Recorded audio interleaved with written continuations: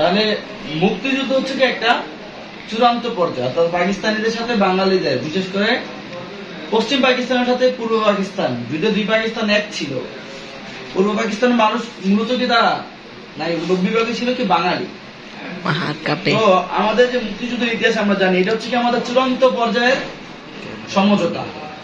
কোন পর্যায়ে? পর্যায়ের সমঝোতা। চূড়ান্ত পর্যায়ের সমঝোতা বলতে কি, মানে একবার তালাক কি হয়ে যায়। প্রথম যখন সংসার করে বিয়ে শাদী দেয় তখন কি হয়, কিছু মনোমালিন্য হয়, আবার মনোমালিন্য সমাধান করে ফেলায়, আবার একটা ঝামেলা হয়, আবার ঝামেলার সমাধান করে ফেলায়। কিন্তু দেখা যায় কি ঝামেলা এরকম চলতেছেই, কদিন পর পর এরকম মানা নিতেছে, কিন্তু মানা নিতে নিতে কি একটা সময় আর পারা যাচ্ছে না। অত্যাচার কি স্ত্রীর প্রতি কি অনেক বেশি হয়ে যায়, বা স্বামীর প্রতি অত্যাচার কি অনেক এক পর্যায়ে কি হয়ে যায়, তাদের সংসার ডিভোর্স বা তালাকে চলে যায়। তা আমাদের বিষয়টা কিন্তু এরকম, একটা দেশ যখন স্বাধীন হয় তখন ওই দেশের স্বপ্ন থাকে কি, ওই দেশের রাষ্ট্রীয় সংবিধান কিরকম হবে, ওই দেশের সমাজটা কিভাবে গড়ে উঠবে, ইত্যাদি ইত্যাদি। তো এর মধ্যে আমাদের একটা আশা ছিল কি, আমাদের জাতীয় সঙ্গীত কেমন হবে, আমাদের জাতীয় পতাকাটা কিরকম হবে। এটা নিয়ে কিন্তু আমাদের তেমন একটা সমস্যা হয় না, কারণ জাতীয় সঙ্গীত আমরা বছরে একবার গাবো, কোনো একটা অনুষ্ঠানে একবার গাইবো, এটা নিয়ে কোনো সমস্যা নেই। জাতীয় পতাকা নিয়ে কোনো সমস্যা নাই, কারণ জাতীয় পতাকা কি কোনো মৌলিক বিষয় নয়, কিন্তু আন্তর্জাতিক পরিমণ্ডলে নিজেদের পরিচয় তুলে ধরার জন্য কি জাতীয় পতাকার কি প্রয়োজনীয়তা আছে। কিন্তু এটা ওইরকম খাবারের মতো প্রয়োজনীয় বিষয় না। জাতীয় পতাকা একটা হইলেই চলে, তাও বাঙালিরা কি নিয়ে কোনো আপত্তি তোলে, হয়তো তুলছে, কিন্তু এত বিশাল না।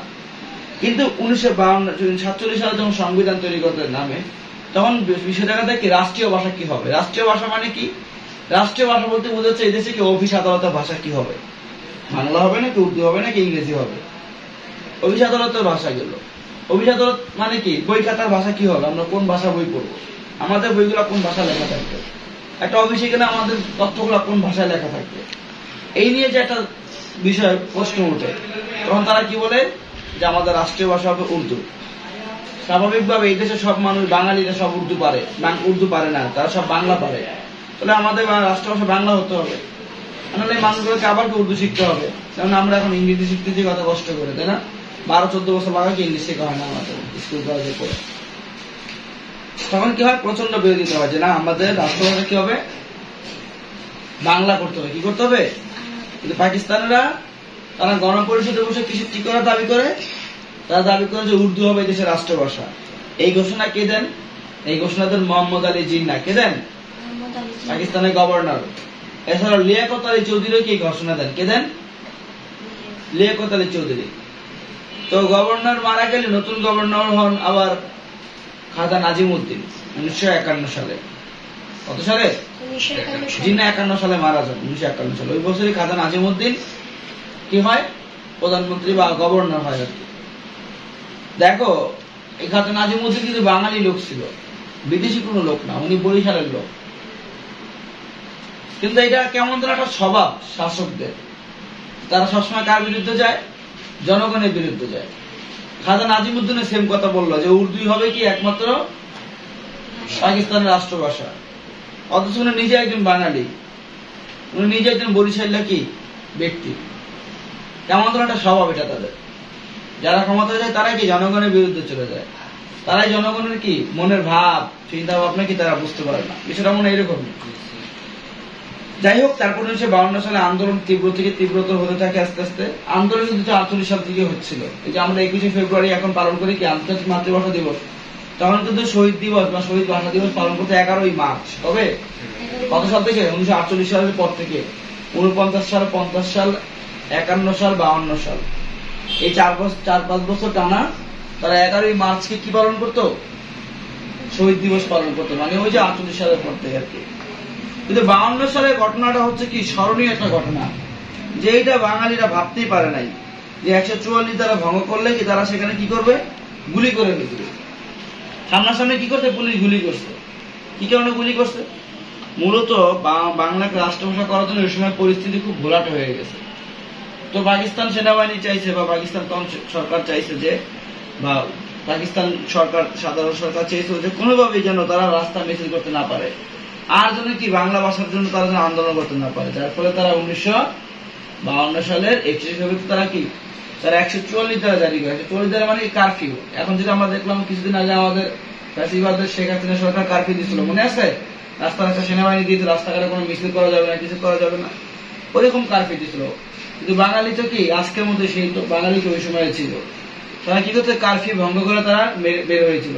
ঢাকা মেডিকেল কলেজের সামনে দিয়ে যখন তাদের মিছিল যাচ্ছিল, সেই মিছিলে পুলিশ গুলি করে, ফলে সেই মিছিলে 4-5 জন তাৎক্ষণিক 2-3 জন মারা যান, আর অনেকেই হাসপাতালে ভর্তি করা হলে তার 2-3 দিন পরে আবার আরো কয়েকজন মারা যান। এই যে যারা মারা যান প্রধান, তাদের মধ্যে প্রধান কে ছিলেন? সালাম, রফিক, জব্বার, শফিউর, বরকত, বুঝা গেছে? তারপর হচ্ছে আরো 2-1 মারা গেছে, আর 2টা শিশু মারা গেছে, এই খোঁজ পাওয়া যায়।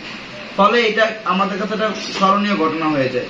এরপর থেকে আমরা 11ই মার্চকে বাদ দিয়ে ফেব্রুয়ারি 21কে আমরা শহীদ দিবস বা ভাষা দিবস পালন করা শুরু করলাম, বুঝতে পারছো? আর এখন যেটা আন্তর্জাতিকভাবে পালন হয়, 1996 সালে বা 97 সালে জাতিসংঘে উপস্থাপন করা হয় যে ভাষাকে রক্ষা করার জন্য একমাত্র বাঙালিরাই কি দিয়েছে? জীবন দিয়েছে। তো এই একটা সমস্যা, বললাম না, বিবাহিত সংসারে যেরকম ঝামেলা হয়, প্রথম দেখা গেল কি এই ভাষা নিয়ে সমস্যা। তো এই এতজন মানুষ মারা গেল, ফলে কি দেখা ছিল তাদের মধ্যে, আমাদের মধ্যে আমরা স্পষ্টত বুঝতে পারলাম যে তারা আমাদের সাথে কি করতেছে? বৈষম্য করতেছে। আবার প্রশাসনিক ক্ষেত্রে অনেক সমস্যা, রাজনৈতিক ক্ষেত্রে সমস্যা। রাজনৈতিক ক্ষেত্রে তারা বাঙালিদের মতামতকে, বাঙালিদেরকে দাবি দেওয়াকে তারা প্রাধান্য দেয় না, বুঝতে পারছো বিষয়টা? বিভিন্ন রাজনৈতিক বেশিরভাগই তারা পশ্চিম পাকিস্তানের। আবার প্রশাসনিক ক্ষেত্রে তারা বেশিরভাগই যারা কাজে বা বিভিন্ন চাকরিতে যাদেরকে নিয়োগ দেয়, বেশিরভাগ অধিকাংশ কি পাঞ্জাব, পাঠান এদেরকে নিয়োগ দিত, বা পশ্চিম পাকিস্তানের লোকদেরকে চাকরিতে বেশি নিয়োগ দিত। এটা নিয়ে কি আমাদের মধ্যে একটা কি দেখা দিল? একটা দ্বন্দ্ব দেখা দিল। আবার আমাদের বাংলাকে রক্ষা করার জন্য, যেমন আমাদের 3 দিকে তো ভারত, তো ভারত থেকে বাংলাকে রক্ষা করার জন্য আমাদের কি লাগবে? একটা প্যারামিলিটারি ফোর্স প্রয়োজন ছিল। এখন যেরকম বিজিবি আছে, তো এইরকম শক্তিশালী কোনো বাহিনী ছিল না। বাহিনীরা যদি পশ্চিম পাকিস্তানে যুদ্ধ করতে চলে যেত ভারতের বিরুদ্ধে, আমাদের বাংলা থাকতে অরক্ষিত। এই কারণে কি আমাদের একটা একটা ক্ষোভ ছিল।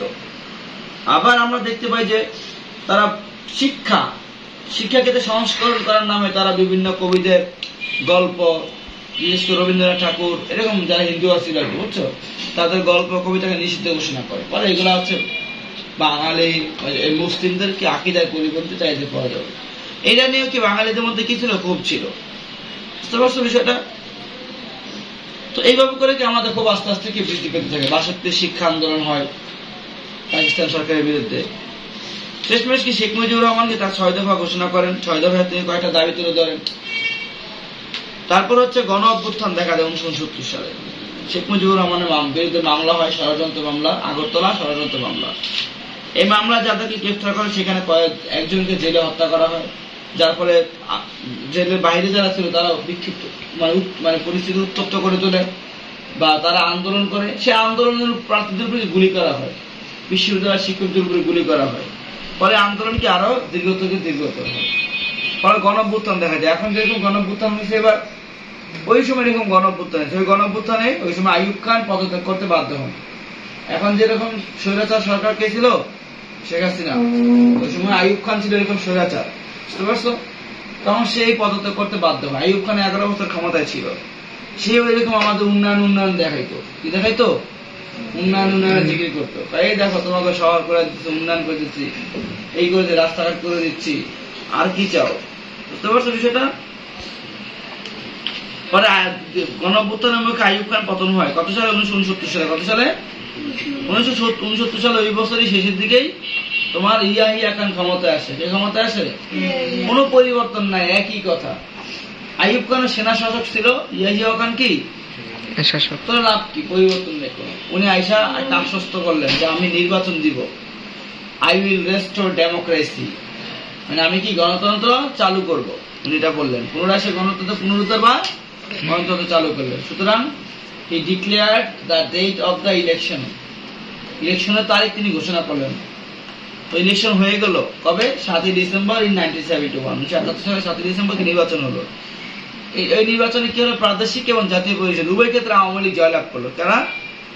আওয়ামী লীগের কাছে কি ক্ষমতা হস্তান্তর করতে রাজি না, তারা নানান তাল বাহানা শুরু করলো, বুঝতে পারছো? তখন শেখ মুজিব সহ আর বড় বড় নেতারা বুঝতে পারলেন যে এই ক্ষমতা তারা আমাদের হস্তান্তর করবে না, দেশকে স্বাধীন করতে হবে। কি করতে হবে?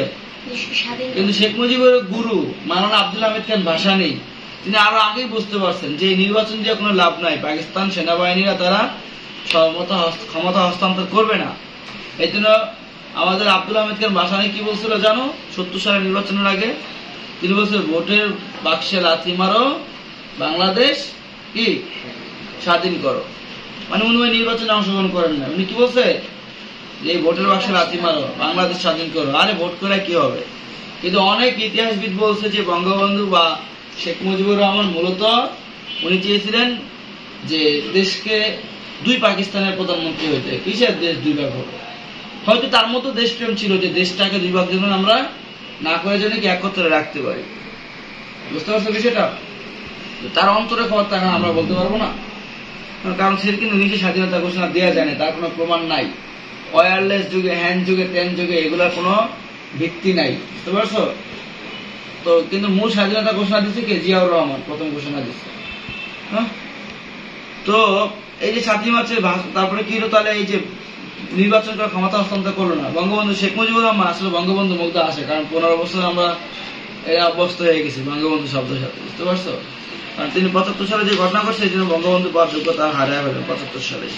তো আমাদের এই শেখ মুজিবুর রহমান 1970 সালে 7 মার্চে আসে। 7 মার্চে তিনি ভাষণ দেন। সেই ভাষণ নিয়ে অনেক বিতর্ক আছে। ভাষণে তিনি সবাই ভাবছিল যে তিনি স্বাধীনতার ঘোষণা দেবেন, কিন্তু ভাষণে তিনি কোথাও কি করে নাই? স্বাধীনতার ঘোষণা দেন নাই।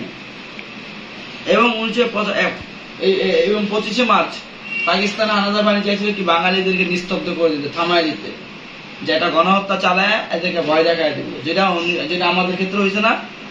আমাদের এই যে 18 তারিখ রাত্রেবেলা ইন্টারনেট বন্ধ করে দিল, তার আগের দিন রাত্রেবেলা 17 তারিখ ফোন ইন্টারনেট পুরো শাটডাউন করে দিয়েছে পুরো সারা দেশে।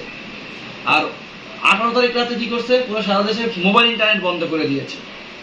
কথা কি বুঝতে পারছি? এবং এই ইন্টারনেট বন্ধ করে কি করছে? তারা গণহত্যা চালাইছে। এটা কিন্তু তোমরা দেখছো যে গণহারে গুলি, বিভিন্ন জায়গায় গুলি করা হয়েছে। এবং এটা কি মানে অনেক 400-500 মানুষ ওই দিনই মারা গেছে ওই 18-19 তারিখের গণহত্যায়। এবং অনেক মানুষ আহত হয়েছে 18-19-20 তারিখের এই গণহত্যায়, ইন্টারনেট বন্ধ করে। কিন্তু গণহত্যা করে কি মানুষ পার পাইতে পারবে? যেটা পার পায় না পাকিস্তান। গণহত্যা করে কি আমাদের আন্দোলন আরো বেগবান হয়েছে। যেবার আমরা কি চাই? গণহত্যাকারীদের কি চাই? বিচার চাই। কোটা সংস্কার তো হবে, এতগুলো মানুষের প্রাণ নিয়ে তোমরা কোটা সংস্কার চাইবে। আমরা তো স্বাভাবিকভাবে চাইতাম যেটা সমাধান করে দেন। আমাদের আন্দোলন করতে হইলো, আন্দোলনে এতগুলো মানুষ জীবন দিতে হইলো, তারপরে, তাই না? ফলে আমাদের এবার দাবিদার হলে কি যে যারা এবার নির্বিচারে মানুষকে হত্যা করছে, যারা ছাত্রদেরকে রাস্তা রাস্তা চেক করছে, বাসা বাসায় গিয়ে চেক করছে, বাসা থেকে গ্রেফতার করছে, এদেরকে কি আমরা বিচার চাইছি? আমরা কি শেখ হাসিনা পদত্যাগ চাইছিলাম? প্রথম বিচার। শেখ হাসিনা কি গাওরামি করা শুরু করলো যে এইভাবে বলে আন্দোলনকারীরা কি চায়? আসলে কি আমরা আন্দোলনকারী ছিলাম? আমরা ছিলাম কি শিক্ষার্থী, তাই না? বিষয়টা শিক্ষার্থী ছিলাম না। তো যার ফলে কি শেখ হাসিনাকে পদত্যাগ করতে হয়। তো 1971 সালে 25 মার্চ পাকিস্তান সেনাবাহিনী এরকম গণহত্যা চালায়। ওই রাতে 25 মার্চ, 26 মার্চ, 27 মার্চ এই 3 দিনে ঢাকা বিশ্ববিদ্যালয়ের 300 শিক্ষার্থীকে তারা হত্যা করে। কয়শো? এটা কি কম মনে হয়? একটা দুইটা? তারপরে আশেপাশে রায়ের বাজার, তারপর হচ্ছে আশেপাশে যেই শাহবাগ এলাকা, ওই আশেপাশে যেগুলো আছে সব সেনাবাহিনী ঘেরাও করে ফেলে। বুঝতে পারছো? রাজারবাগ পুলিশ লাইন, রায়ের বাজার ইত্যাদি জায়গায় তারা গণহারে মানুষকে পাইকারি হারে হত্যা করা শুরু করে। বুঝতে পারছো বিষয়টা? ইপিআর পুলিশ লাইন ইত্যাদি জায়গায় তারা এই যে 25 মার্চে গণহত্যা চললো, ওই রাত্রে শেখ মুজিবকে গ্রেফতার করে, পরে শেখ মুজিব জেলখানায় বন্দী। তারপরের দিনই ঘোষণা করে জিয়াউর রহমান যে যুদ্ধ শুরু। যুদ্ধ কি হবে তাহলে? এই যে যুদ্ধ শুরু হয়, এই যে তালাকের কি চূড়ান্ত পর্যায়ে, বুঝতে পারছো? তালাকের কাগজপত্র রেডি করে না, সাইন করার পরে চূড়ান্ত পর্যায়ে এই যে যুদ্ধ শুরু হইলে 16 ডিসেম্বর কি করলো? পাকিস্তান আত্মসমর্পণ করলো। 16 ডিসেম্বর পাকিস্তান আত্মসমর্পণ করছে। বুঝতে পারছো সেটা? কয় মাস যুদ্ধ চলল? এই মার্চ মাস থেকে তোমার ডিসেম্বর মাস পর্যন্ত যুদ্ধ চললো। কয় মাসের যুদ্ধ? 9 মাসের রক্ত যুদ্ধ আমরা চালাতে থাকলাম। এই যে পাকিস্তান থেকে আমরা স্বাধীন হয়ে গেলাম, পাকিস্তান থেকে। কিন্তু 9 মাসে যে যুদ্ধের ঘটনা, এটা আসলে মুখে মনে হয় 9 মাস, কিন্তু আসলে এটা ছিল 9 বছরের মতো ঘটনা। যা মানুষ 9 বছরে করতে পারে না, পাকিস্তান সরকার তা 9 মাসে করে দেখাই দিচ্ছে। বলা হয় 30 লক্ষ মানুষকে তারা শহীদ করেছে, যদি 30 লক্ষ না তার কম, যদি এটা 2 লক্ষ হয় তাও কম কিসে, 3 লক্ষ মানুষকে অ্যাটলিস্ট তারা কি করছে, হত্যা করছে। বুঝতে পারছো বিষয়টা? তারা এমন কোন চূড়ান্ত পর্যায়ে রাখে না, তারা এক কথা তারা এই দেশে মাটি চেয়েছে, তারা মানুষকে চায় না পাকিস্তানরা। তো 9 মাসে যে যুদ্ধ, এই যুদ্ধ এক একটা দিন মনে হয় কি এক একটা মাস, বুঝতে পারছি, এক একটা দিন এক একটা মাস। তো আমাদের ওই সময় বাঙালিদের যে সেনাবাহিনী প্রধান তিনি ছিলেন কি জেনারেল আতাউল গনি ওসমানী, এবং আমাদের বিভিন্ন ফোর্সে ভাগ করা হয়, J force, Z force, K force, S force, Shafiur Rahman, Ziaur Rahman, Khaled Musharraf ইত্যাদি ফোর্সে ভাগ করে তারা যুদ্ধ চালিয়ে যায়, গেরিলা যুদ্ধ, সম্মুখ যুদ্ধ ইত্যাদি, বুঝা গেছে? তো এইভাবে করে কি আমরা দীর্ঘ 9 মাস যুদ্ধ করি, ফলে অনেক মানুষ আমাদের শহীদ হয়। এই শহীদদের বিনিময়ে আমরা কি আমাদের দেশ পেয়েছি। তাহলে আমাদের আগে স্মরণ করতে হবে শহীদদেরকে, আগে স্মরণ করতে হবে কি যারা সম্মুখ যুদ্ধ এসে যুদ্ধ করছে, এই যে 3টা ফোর্সের বাহিনী, জেনারেল আতাউল গনি ওসমানী, 4 নেতা যারা কি সাহস করে কি অস্থায়ী সরকার গঠন করছে, তাই না? এদেরকে আগে আমাদের স্মরণ করতে হবে। মুক্তিযুদ্ধকে 30 লক্ষ মানুষ বা যেটাই বলা হোক যারা জীবন দিয়েছে তাদেরকে আমাদের কি করতে হবে, এক কথায় স্মরণ করতে হবে, মুক্তিযুদ্ধটাকে স্মরণ করতে হবে। এদেরকে যদি আমরা যদি মনে প্রাণ থেকে যদি সত্যি যদি স্মরণ করি, একটা কাজ করতে যদি আমরা যদি আগায় যদি তাদের কথা মনে করি, তখন দেখবো আসলে কি তোমরা দুর্নীতি করতে মন চাবে না, যে না এই লোকগুলো আমাদের জন্য জীবন দিয়ে তারা এত পরিশ্রম করছে, আর আমরা দুর্নীতি করে খাই, আমরা গরিব মানুষের পা চারা খাই, গরিব মানুষের বুকে কি টাকা পা রেখে টাকা নেই, ঘুষ নেই, তখন কিন্তু আর নিবে না। কিন্তু যখন মনে করে যে কি যে তেলবাজি করো শেখ মুজিব, যেখানে শেখ মুজিব ছিলেন 47 সাল থেকে 71 সালে মূল ঘটনা, প্রথম দ্বন্দ্ববাদে কি নিয়ে